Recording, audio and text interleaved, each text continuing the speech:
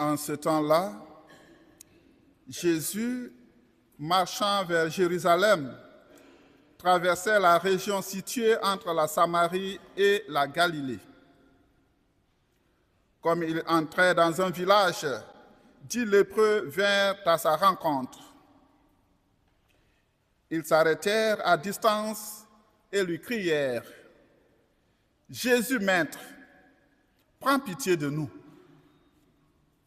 À cette vue, Jésus leur dit : « Allez vous montrer aux prêtres. »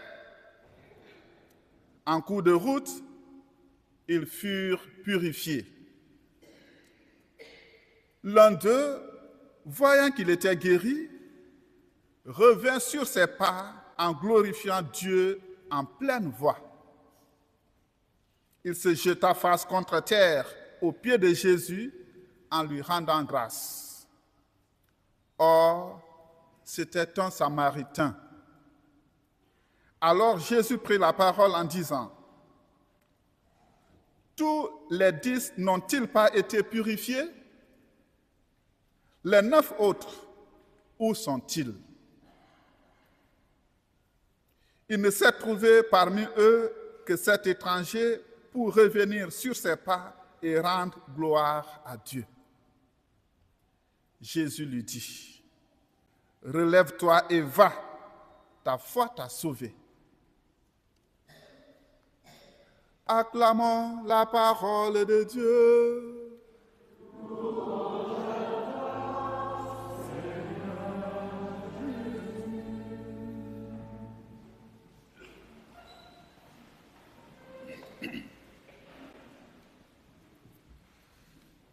Chers amis, frères et sœurs en Christ, notre méditation des textes liturgiques que nous venons d'écouter portera essentiellement sur 2 thèmes. Le premier thème, Dieu sauve tous les hommes au seul prix de la foi. Et le deuxième thème, la gratitude, une vertu à cultiver sans cesse. Le premier thème, Dieu sauve tous les hommes au prix de la foi. Dans la première lecture, un païen syrien, le général d'armée Naaman, souffrant de la lèpre, est référé au prophète Élisée pour être guéri. Naaman se rendit en Israël chez l'homme de Dieu. Celui-ci, pour le guérir de sa lèpre, lui ordonna d'aller se baigner 7 fois dans le Jourdain. Naaman hésite d'abord, car il trouvait que les gestes recommandés pour sa guérison étaient trop simples et trop faciles. Puis, mettant sa foi en cette parole du prophète, Naaman descendit dans le Jourdain et s'y plongea 7 fois. Alors, sa peau redevint semblable à celle d'un petit enfant. Il fut purifié de sa lèpre. Ici, ce n'est pas le geste qui compte, mais l'attitude intérieure de Naaman. C'est donc la foi qui nous guérit, c'est donc la foi qui nous sauve, et non nos gestes et attitudes purement spectaculaires, à condition d'en faire des gestes de foi. C'est-à-dire des gestes d'attachement sincère au Seigneur. Ainsi, Naaman, un étranger païen, est guéri et sauvé à cause de sa foi, qui est avant tout une conversion intérieure. De même, dans l'Évangile, 10 lépreux viennent à Jésus et lui demandent de les guérir. Mais étaient-ils tous des Juifs proches parents de Jésus? Il me semble non.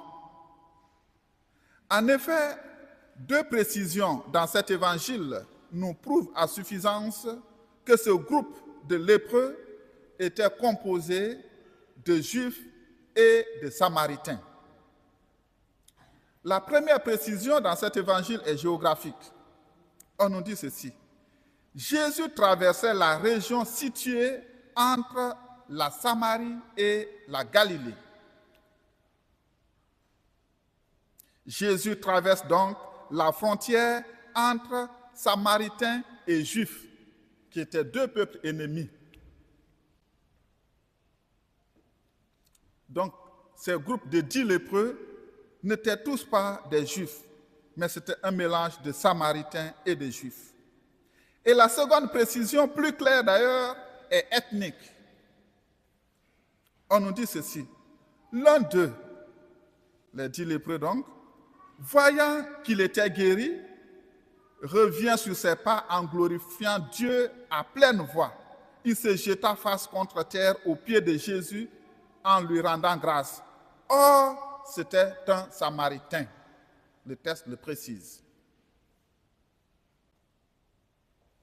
Mais voilà que Jésus, sans tenir compte de ces différences géographiques et ethniques, les guérit tous à cause de leur foi.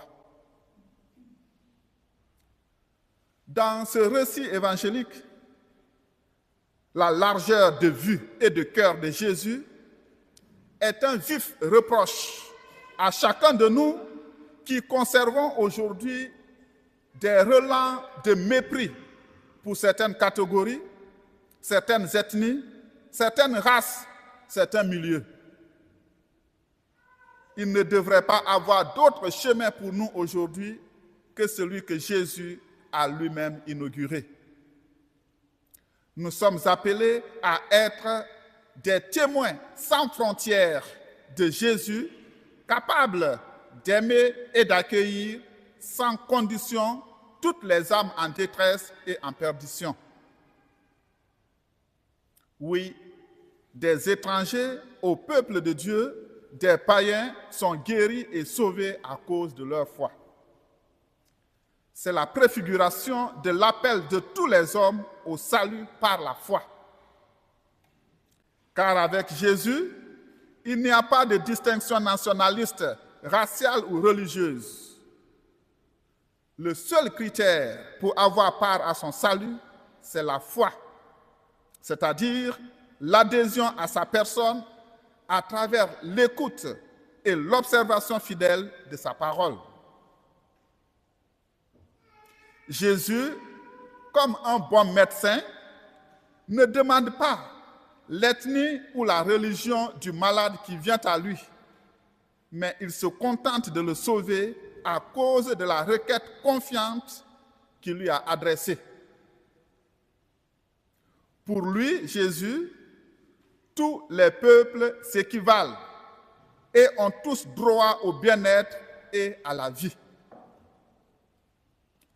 À l'instar du Christ, notre unique maître, nous sommes appelés à être tout à tous, sans distinction d'origine, de race ou de religion. Deuxième thème de méditation, la gratitude, une vertu à cultiver sans cesse. Il est triste de constater que dans notre monde d'aujourd'hui, la gratitude est devenue une vertu rare. Nous ne sommes souvent pas très à l'aise devant la nécessité de remercier pour les bienfaits reçus. Un des 10 lépreux guéris, un Samaritain, voyant qu'il était guéri, revient sur ses pas pour remercier Jésus et l'adorer. Dans notre monde séculariste, nous avons tendance à séculariser même l'Évangile. Nous acceptons parfois tout l'aspect social de l'Évangile, entraide humaine, amour des démunis, aide à l'Église, etc. Nous acceptons parfois tout cela, ce côté social de l'Évangile. Mais nous voudrions que tout s'arrête là. Tout ce qui s'appelle culte, sacrement et adoration sont mis de côté. Si bien, on entend certains dire « Je suis croyant non pratiquant ». Guéri de sa lèpre, le Samaritain se jeta face contre terre aux pieds de Jésus en lui rendant grâce. Aujourd'hui, nous avons le ventre trop plein pour nous prosterner profondément devant Dieu en reconnaissance de ses bienfaits. Car nous avons souvent cette conviction que ce que j'ai, ce que je suis, je ne le dois à personne d'autre qu'à moi-même. Mais les musulmans qui sont capables de se plier en deux jusqu'à mettre le front contre la terre, nous donnent un exemple de cette façon de rendre grâce et d'adorer Dieu. L'abandon des messes dominicales par des milliers de chrétiens n'est-il pas l'illustration de cette perte de gratitude et d'adoration? On ne sent plus le besoin de dire merci à Dieu et de l'adorer. Ainsi, devant le petit nombre de chrétiens qui participent à l'Eucharistie dominicale, on est tenté de dire, comme Jésus aux Samaritains, revenez le remercier et l'adorer. Vos enfants et petits-enfants, où sont-ils? Ne sont-ils pas aimés de Dieu, eux aussi? N'ont-ils rien reçu de lui pour qu'ils ne viennent pas lui dire merci et l'adorer, comme vous?